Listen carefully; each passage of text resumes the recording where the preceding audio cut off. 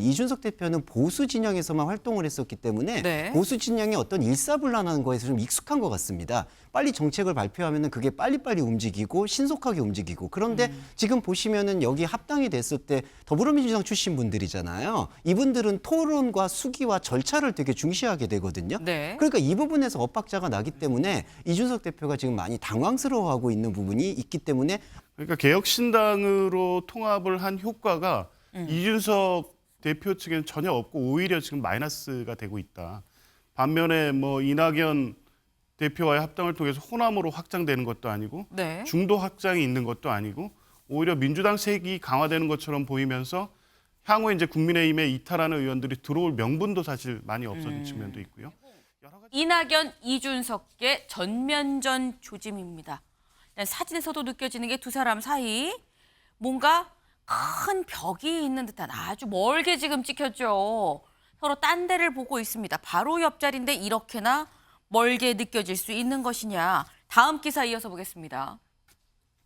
이낙연, 이준석 내홍 격화, 개혁신당 일주일 정당 오명위기. 네, 아니 두 정당 합쳐서 합당하고 일주일 정당 되는 거 아니야 라는 얘기가 나오고 있다라는 겁니다.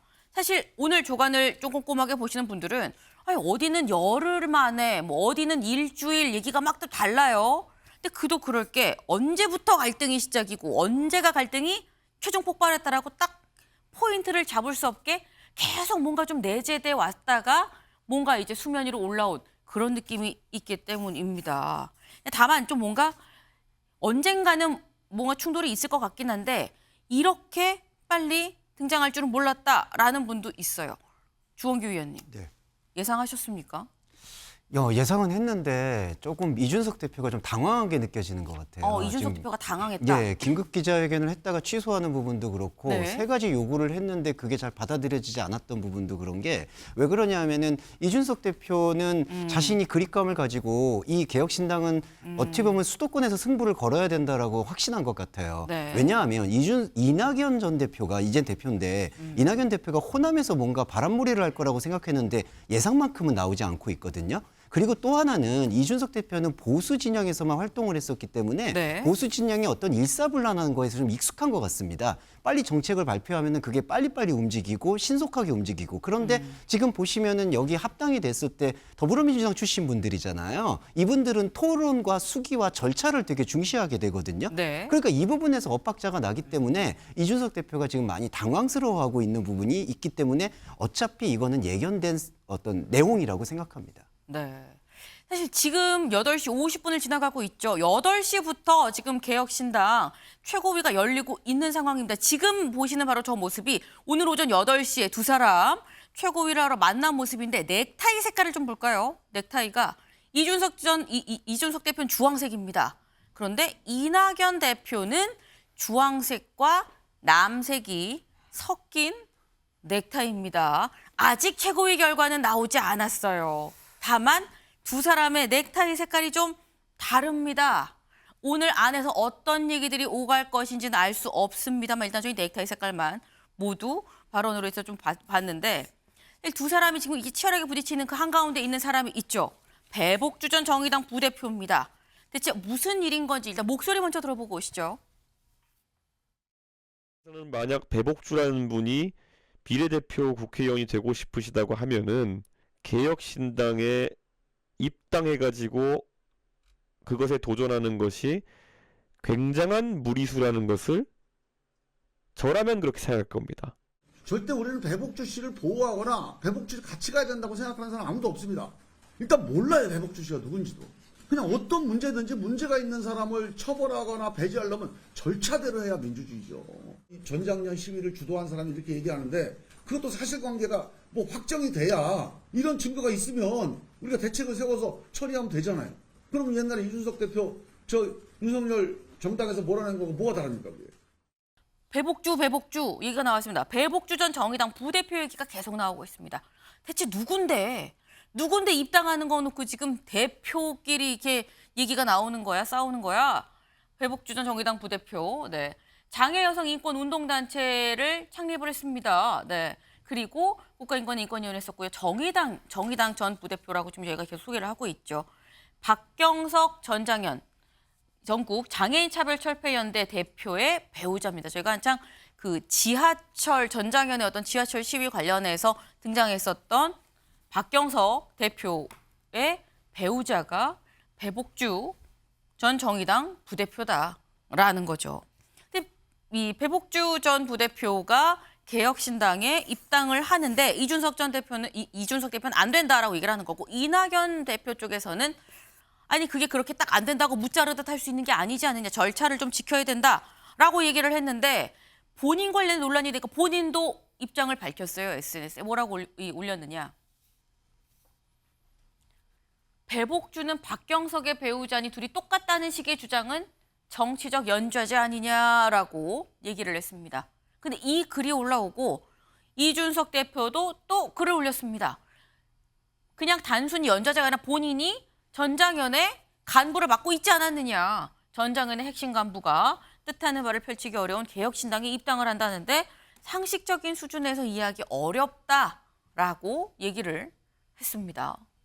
처음에는 이게 이재명 대표 측과 이준석 대표 간의 힘겨루기의 어떤 명분 싸움의 소재 이렇게만 이낙연, 봤는데, 이준석. 예. 근데 배복주 부대표 문제는 이준석 대표에게는 굉장히 아킬레스건이 되고 있는 것으로 보입니다. 유호정 의원 문제하고 둘이 묶여서 실제 탈당 러시가 이루어지고 있다는 보도가 계속 나오고 있었잖아요. 네. 그러니까 개혁신당으로 통합을 한 효과가 이준석 대표 측에는 전혀 없고 오히려 지금 마이너스가 되고 있다. 반면에 뭐 이낙연 대표와의 합당을 통해서 호남으로 확장되는 것도 아니고 네. 중도 확장이 있는 것도 아니고 오히려 민주당 색이 강화되는 것처럼 보이면서 향후에 이제 국민의힘에 이탈하는 의원들이 들어올 명분도 사실 많이 없어진 측면도 있고요. 여러 가지 실리적 측면에서 보면 지금 이준석 대표는 이 배 부대표 문제를 지금 끊어내지 않으면 개혁신당을 같이 하는 의미가 없다는 정도까지 판단이 이른 것 같고요. 그래서 오늘 최고위원회에서 적정하게 의원들이 이제 조정해서 당장의 네. 파국은 있을 것 같지는 않습니다만 이 내재한 이런 문제를 결정하는 과정에서 계속적인 어떤 갈등이 생길 수밖에 없다. 그 한계가 출발부터 갖고 출발한 것이다. 그렇게 보입니다. 네. 총선 주도권, 배복주 공천 갈등, 합당열을 내홍 겪는 개혁신당. 네. 저희 아까 배복주 전 정의당 부대표 얘기를 했죠. 근데 배복주 전 정의당 부대표 공천 여부를 떠나서 이 문제도 있다는 겁니다. 총선 주도권 싸움도 계속되고 있다라는 얘기가 나오고 있어요. 이준석 대표가 이낙연 대표 쪽에 요구한 게 3가지가 있다고 하죠. 뭔지 보겠습니다. 총선 정책과 홍보 지휘권을 달라. 무리를 일으킨 인사의 당직과 공천을 배제하라. 요게 사실 배복주 전 부대표에 해당이 되는 부분인 거죠. 지도부 전원, 지역구 출마를 결의를 하자라는 3가지를 얘기했다고 했는데 3가지에서 하나만 받았다라고 이준석 대표 쪽에서는 얘기를 하고 있어요. 그 하나가 아마도 이게 아닌가라는 생각이 드는데, 그럼 나머지 2개 여기에 대해서는 왜 동의하지 않는 것이냐라면서 지금 얘기가 양쪽이 지금 이 치열하게 약간 대치 아닌 대치 상황이 되고 있는 거죠. 그러다 보니까 주말 동안 굉장히 많은 일이 있었습니다. 무슨 일이 있었냐? 16일 최고위가 예정이 돼 있었는데 갑자기 취소가 됐습니다. 기자들은 여기에서 감을 사실 잡았죠. 왜 취소가 됐지? 갑자기. 그런데 보니까 다음 날 이준석 대표가 긴급 기자회견을 하기로 예고를 했어요. 그래서 여기서 뭔가 나오겠구나 했는데 취소가 됐습니다. 그리고 SNS로 월요일에 병목 지점을 해소하고 개혁 정책을 발표를 하겠다라고 얘기를 했습니다. 월요일에 최고위를 열고 우리가 최고위 그래서 그럴 줄 알고 규정을 만들었습니다. 그래서 여기에서 병목 지점 해소하겠습니다. 그리고 발표하겠습니다라고 얘기를 했어요. 이게 17일 상황입니다. 그런데 그리고 또 진행이 됐죠.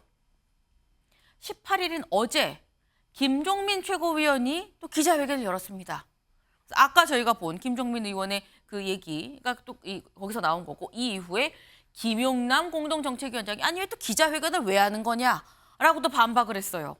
여기에 더해서 이준석 대표가 또 SNS를 올리기를 과거 발언에 대해서 책임지고 설명해야 하는 주체는 배복주 부대표 아니냐. 굉장히 많은 일들이 주말 동안 이루어졌습니다. 사실은 금요일에서 시작한 금토일 3일 동안 지금 쭉 이런 일들이 쭉 이어져 온 건데 근데 사실 이 사안에 대해서 김용남 정책위원장이 그런 얘기를 했죠. 아니 이거 왜 최고회사자는데 기자회견을 하는 거냐라고 얘기를 했다는데 이건 조기현 위원님. 이게 지금 최고위에서 논의를 한다고 하면 이낙연 계가 수적으로 밀리는 상황인 겁니까? 분석하는 보도들을 보면 네. 실제 뭐 명분에 있어서는 의견이 뭐 이낙연 대표 측에 동의하는 분이 더 있을 수도 있지만 네. 개혁신당의 파국을 막아야 된다는 어떤 현 상황에 대한 진단 때문에 네.